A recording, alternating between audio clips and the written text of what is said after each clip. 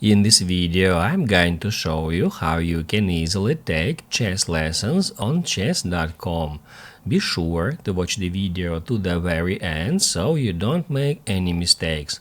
Let's get started, and first off, open up a web browser, go to chess.com homepage and make sure you are signed into your chess.com profile. After that, right here at the left sidebar menu, you can easily find Learn. Just hover your mouse over here and then click Add Lessons at the very top. After that, you will be taken to that page where you can take all the lessons on chess.com. You can filter them by opening strategy, tactics, endgames, and master games.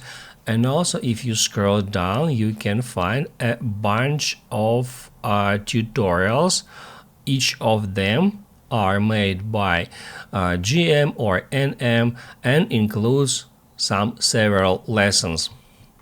Also, as you can see, I have already started some training, so to continue it, I can just click right here at that button